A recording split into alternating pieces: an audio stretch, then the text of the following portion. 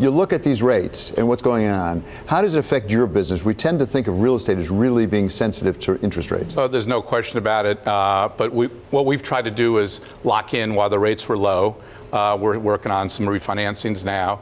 But I think that's reflective of the economy and the growth of the economy. So the interest rates, hopefully rents will start bumping up, and our companies will continue to grow who want to be in our buildings. So you and an awful lot of people have a good ride of it. I mean, it's been very accommodative. It's been the cost of capital, the cost of borrowing has been very, very low. Is it starting to constrict either your business or other businesses that you depend on? Well, no, again, as I said, we're trying to, we've stayed ahead of the curve, and we're investing in our properties, and whether the rates are up a little bit, it's still historically low. So, we're still taking advantage of it, and it's important to, to look forward.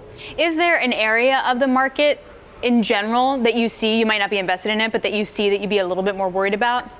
Well, I think in certain markets, yes. We're focused on New York City.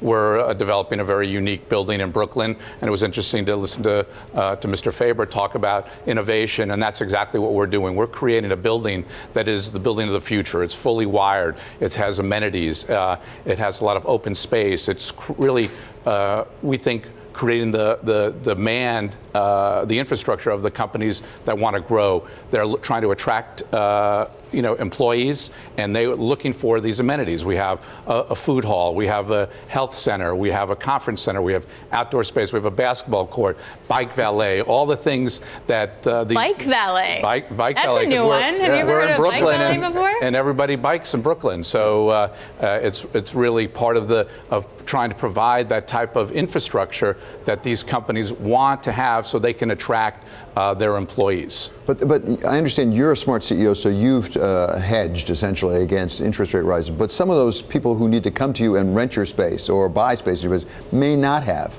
Are you concerned about particularly some of these innovative tech companies being overexposed, over-leveraged, who could be hurt by interest rates? Well, an interesting statistic. I think in the last couple of years, there's about $12 billion of equity, for entrepreneurial companies in New York City. That's a huge increase. It's almost double over the last few years. So there's plenty of cash out there, and these investors are looking for the smart companies.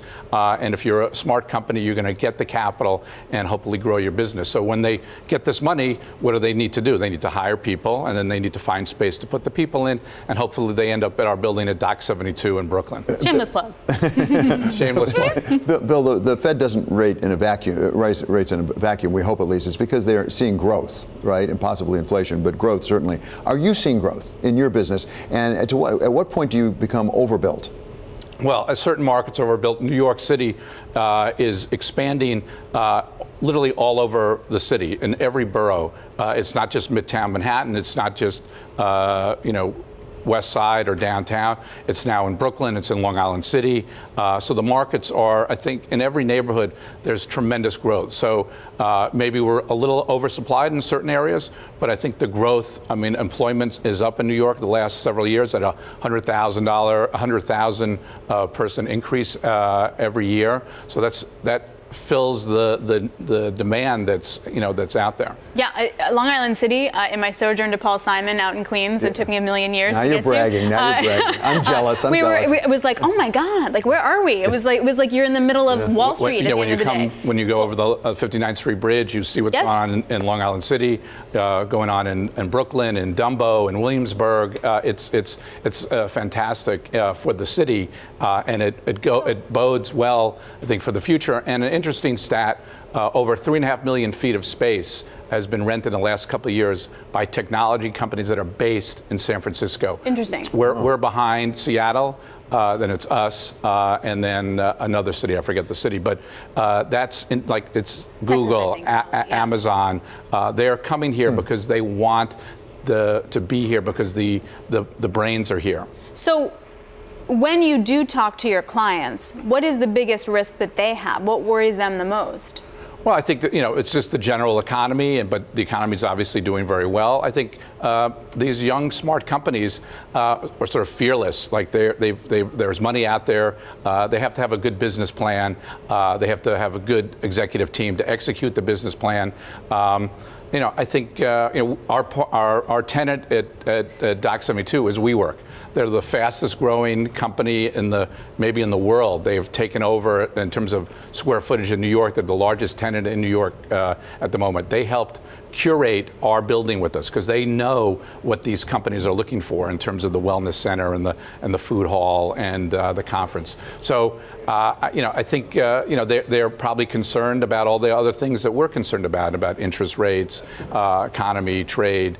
But I think there seems to be a very positive direction, and at least in terms of New York City, of companies growing here. Bill, you can't build these big buildings. You can't build these big complexes without infrastructure, without roads and tunnels and bridges and things like that.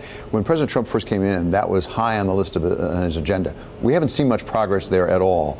How big is the risk that actually you, as a developer, will get out in front of the infrastructure, won't support you, become behind you? Well, infrastructure is key, and hopefully after the midterms that Congress will get together and focus on infrastructure and work on affordable housing and roads. One of the things that was important in terms of our building and our decision to move ahead was the city put a ferry stop on their new citywide ferry system, which has been an incredible positive for transportation in the city. So we need those type of initiatives. And our project is a public-private partnership. The city owns the land. We long-term leased it. We're putting up the capital with our partners at Boston Properties.